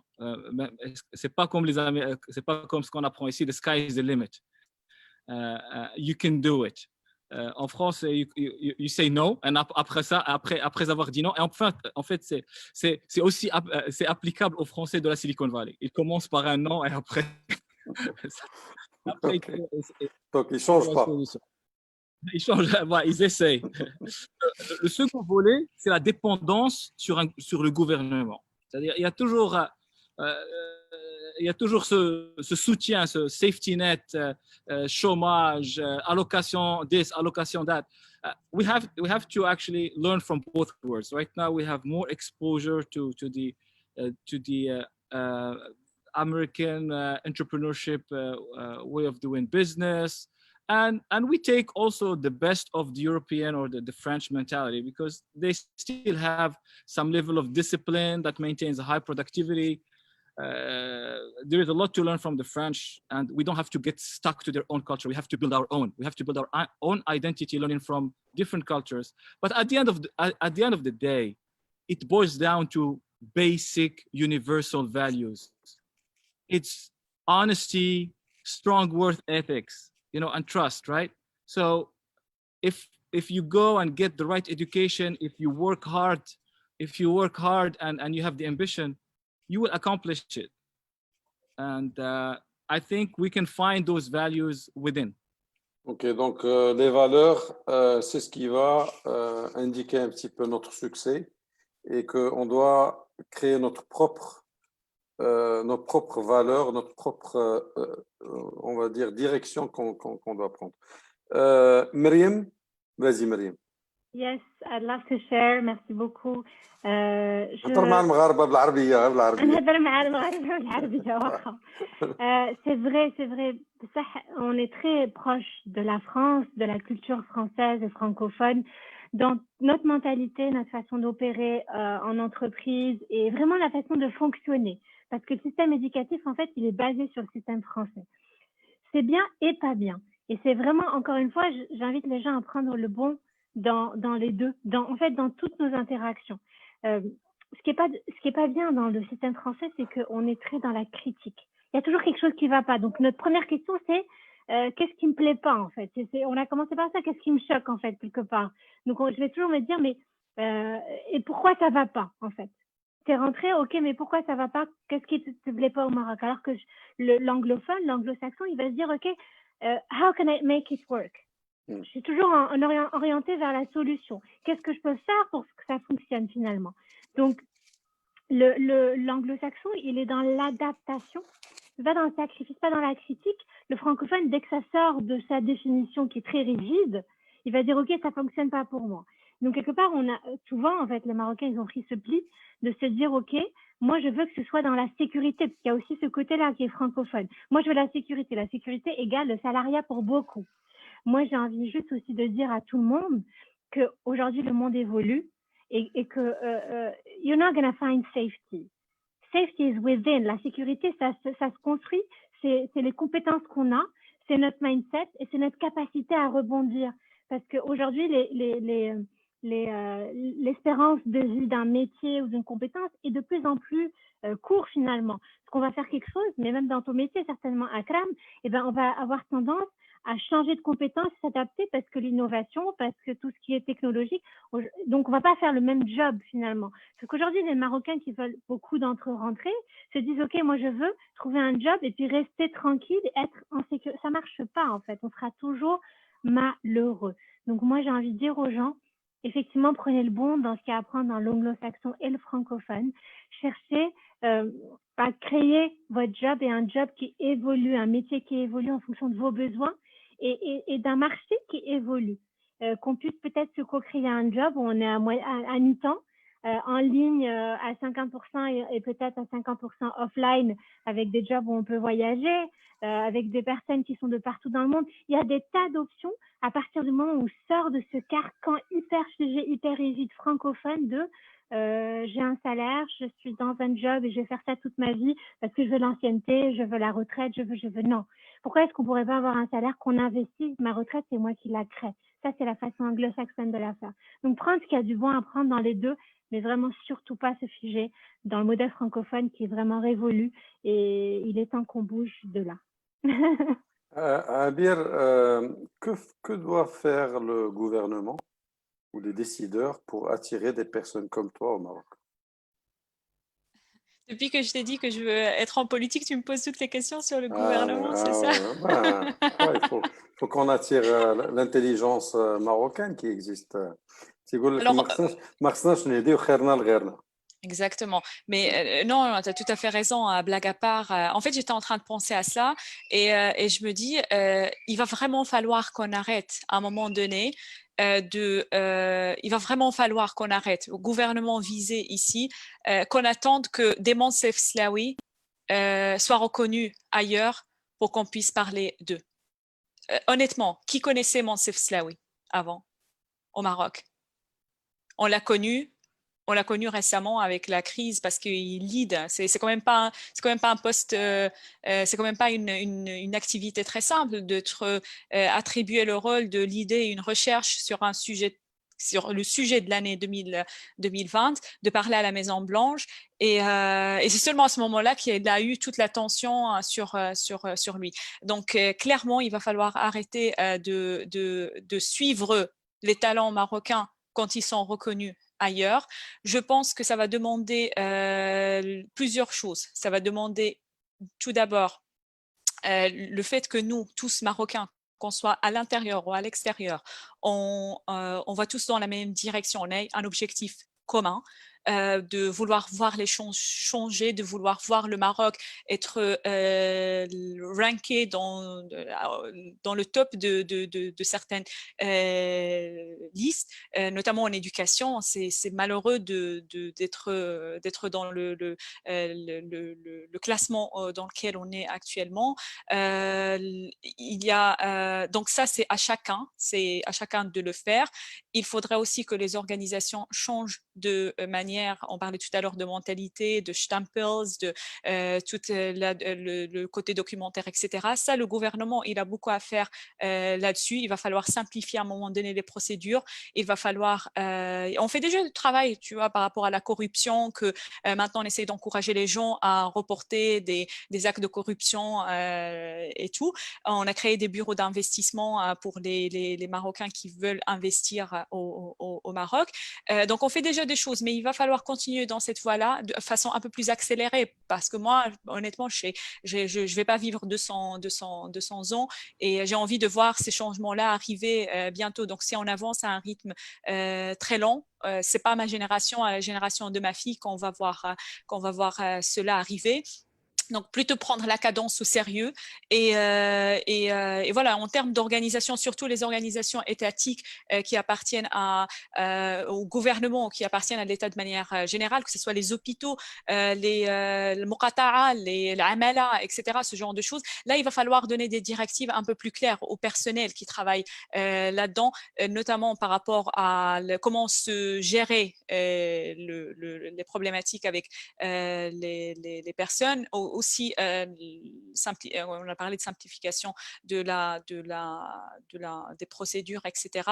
Mais je pense que le Maroc, avant tout, il doit se mettre cette ambition de ne plus accepter que des talents soient reconnus ailleurs pour qu'ils soient suivis par le Maroc. Pour moi, c'est très honteux. Donc le message, c'est que on n'a pas besoin d'être reconnu ailleurs pour qu'on soit reconnu chez nous. Malheureusement, on n'est jamais prophète chez nous. Donc, c'est ça le problème. Et ce qui est extraordinaire, c'est moi qui ai vécu aux États-Unis, j'ai vécu au Moyen-Orient, etc., sans que je sois reconnu par ma famille ou je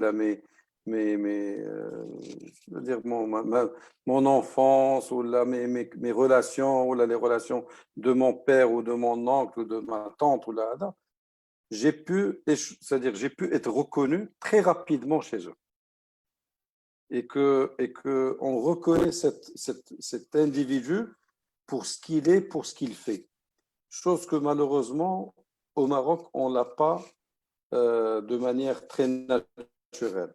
Okay, ça commence à changer un petit peu, ça commence à changer, mais malheureusement, ça ne change pas aussi rapidement qu'on le veuille. Donc maintenant, on va un petit peu faire un wrap-up. Pardon, excuse-moi, juste rapidement. Je pense que la meilleure chose qu'on peut faire pour le Maroc, pour ces Marocains-là, c'est de préparer le terrain un maximum pour qu'ils puissent rentrer. On a entendu tout à l'heure Jawad avec son commentaire. Nous, les Marocains à l'étranger, on est de bons ambassadeurs, je pense, et on reste Marocains dans notre cœur. Quand je donne une conférence quelque part ou dans n'importe quel événement et qu'on me demande d'où viens-tu, je suis belge de nationalité, mais je dis tout le temps que je suis marocaine. Belge ou marocaine, ça suffit. Je corrige parfois quand on marque seulement que je suis belge quelque part, je corrige pour dire que voilà, je suis aussi marocaine. J'essaie de donner l'exemple par moi-même et bien représenter le Maroc. Maintenant, on ne peut pas cacher que la réalité, il va falloir qu'on soit transparent et franc et qu'on adresse les points. Je pense que c'est le but de ce webinaire, c'est de voir qu'est-ce qui ne fonctionne pas pour qu'on puisse pointer le problème et aussi réfléchir tous ensemble comment on peut régler ces problèmes-là. Et ce que le Maroc et le gouvernement peut faire, c'est de prendre ces points-là, et il y a des compétences absolument incroyables qui travaillent au gouvernement, qui sont capables de trouver des solutions, brainstormer et voir comment on pourrait faire changer ça. Parce que comme tu disais très bien, Samir, et ça c'est malheureux, c'est vraiment triste. Tu sais, ce qui me déçoit le plus, c'est que quand on pense aux diasporas au Maroc, on commence juste, on réfléchit ou là, on évalue cette diaspora par le montant d'argent qu'ils virent au Maroc. Mais on ne pense jamais à ramener cette intelligence qui peut créer beaucoup plus. C'est-à-dire quand je vois ce que les Indiens ont fait pour l'Inde, ce que les Chinois ont fait pour la Chine, et tous ces gens-là sont des personnes qui, en grande partie, qui sont passées par des universités américaines ou canadiennes ou européennes, etc., qui sont revenus chez eux. Ils ont créé des révolutions, qui ont créé des multinationales à l'échelon mondial. حنا كنشوفوا كنخمموا ديما في لا دياسبورا ماروكان هو داك المغربي اللي مشى يخدم en tant que blue collar, c'est-à-dire الخدمه ديال يا با دو لوزين وعنده عائله خلاها في المغرب يمكن مراته وولادو خلاهم في المغرب ولا با ويما وتيصيفط لهم الفلوس باش يعيشوا وتيصيفط شويه د الفلوس باش يشري شي دار ديال لا روتريت. C'est comme ça qu'on voit la diaspora marocaine. On ne voit pas la diaspora marocaine اللي فيها أكرام واللي فيها عابر واللي فيها منصف سلاوي اللي فيها دكتور رشيد اليزامي. C'est ça le malheur. Et pour qu'on soit direct. OK? Donc, we're going to have to wrap up. Chacun son petit mot, ses conseils à donner aux jeunes, Inch'Allah, qui passent ou là, qui vont passer par des moments de réflexion, comme ce qu'on est en train de mentionner maintenant. Myriam? Myriam? Avec plaisir. Moi, mon mot et mon conseil un peu de la fin, c'est vraiment qu'il n'y a pas de bon choix. Il n'y a pas de il faut rentrer ou il faut rester. Et il y a autant de choix que de Marocains. Vraiment, c'est très, très important de s'en rendre compte et que le choix que moi je fais, eh ben, c'est peut-être pas le bon choix pour vous et pour toi. Et peut-être que c'est un timing aussi. Donc, tout ça pour dire que c'est important de s'asseoir avec soi et de se poser les bonnes questions. Le pourquoi est-ce que, parce que dans la culture anglo-saxonne, on demande toujours c'est quoi ton why, pourquoi tu veux rentrer, pourquoi tu veux rester. Et de vraiment lister, mais pas en pour ou contre, mais juste lister c'est quoi les raisons. Et est-ce que c'est des raisons pour les autres? Est-ce que c'est pour voir plus la famille? Ou donc est-ce que c'est par culpabilité, par défaut? Ou c'est vraiment des vrais choix qui sont conscients, qui sont voulus, qui sont volontaires? Et est-ce que ça satisfait nos besoins?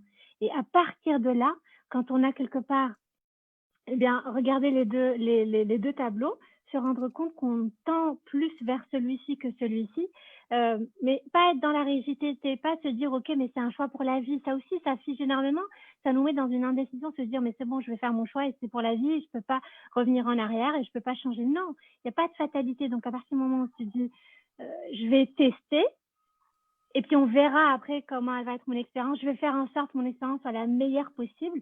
Comment est-ce que je fais en sorte que ce soit la meilleure possible et je me mets dans des conditions qui sont favorables pour ça.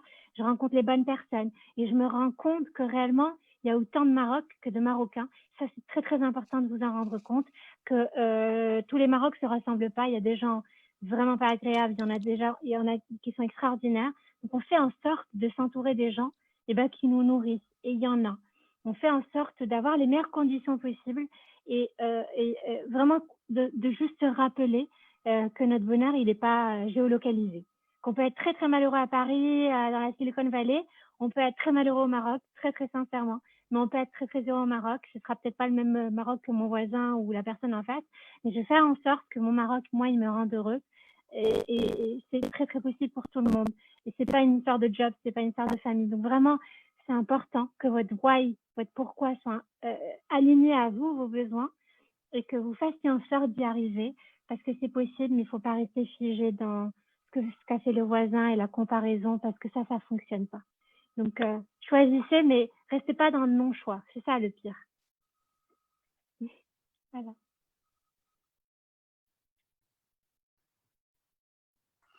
عابر.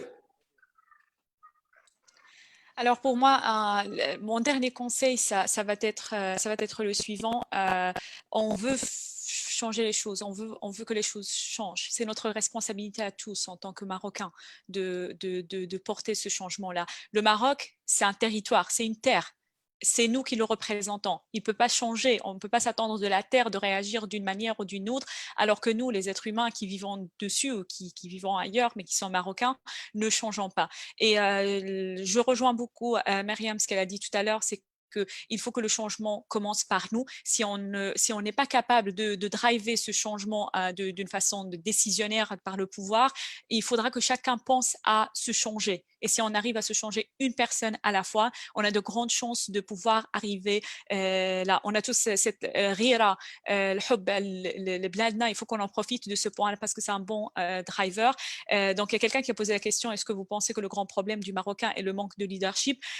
Parfois, il ne faut pas s'attendre d'avoir des leaders qui nous guident, on peut être son propre leader et aussi on peut faire en sorte d'influencer les gens qui sont autour de nous. Le leadership, ça n'a jamais été des positions de pouvoir, ça n'a jamais été des grands dirigeants qui doivent porter ce chapeau de leader. On peut tous être un leader du moment qu'on a une vision, on sait où on veut aller et on peut guider toute une personne. Ça peut être guider sa maman, guider ses frères et sœurs dans cette direction-là.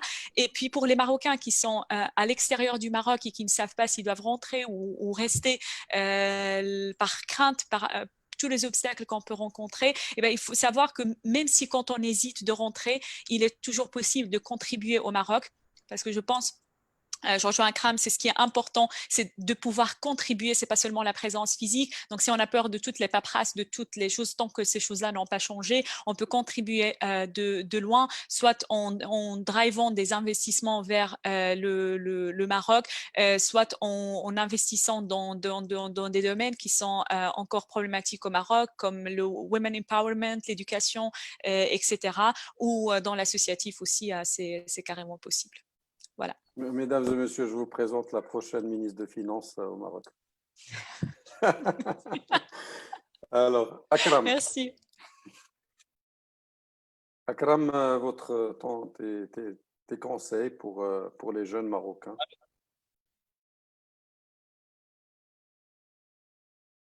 Je veux vous donner deux exemples. Vous avez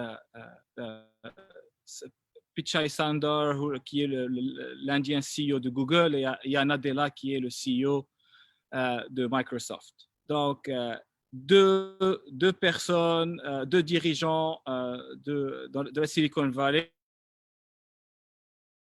Dans la Silicon Valley, à Washington, pour Nadella, est-ce qu'on peut mieux contribuer et diriger deux grands groupes technologiques ici ou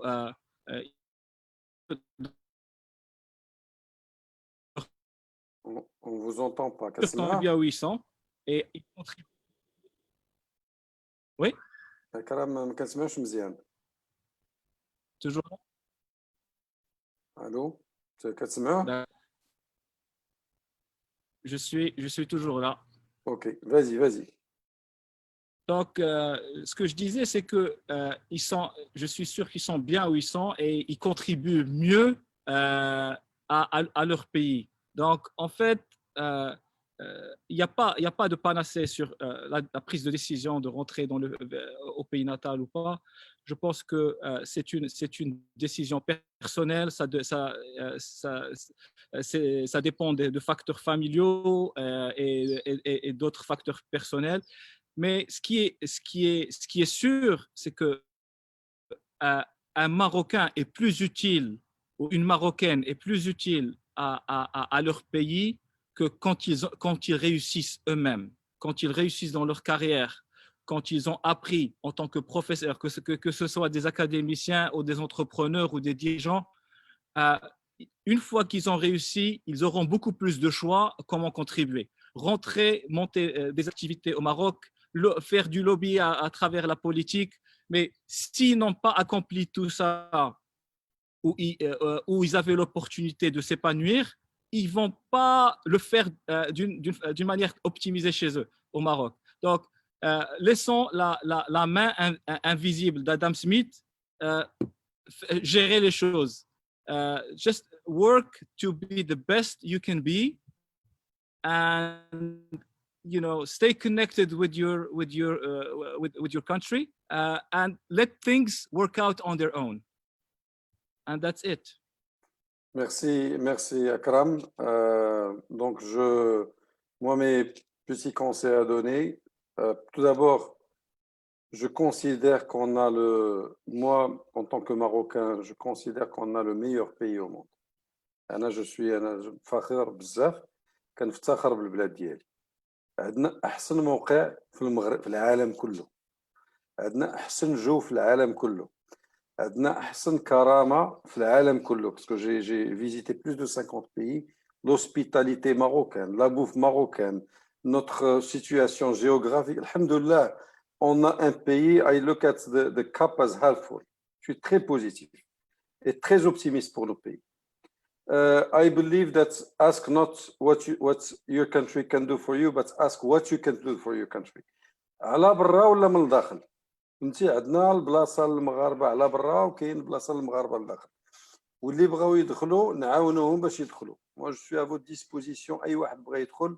J'essaie de répondre, je reçois beaucoup de messages sur les réseaux sociaux. J'essaie de répondre كنتلاقى مع الناس. الحمد لله de temps à autre كنتلاقى شي واحد après quelques années تيقول لي عطيتيني هذا le conseil. Donc on est là en tant que réseau. فهمتي باسكو دزنا من هذه الطريق هذه. لان دزت من هذه الطريق وعارف شنو هما المشاكل. Si je peux éviter à quelqu'un les problèmes qui peuvent se poser devant lui en tant que réseau خصنا نتعاونوا بعضياتنا البعض.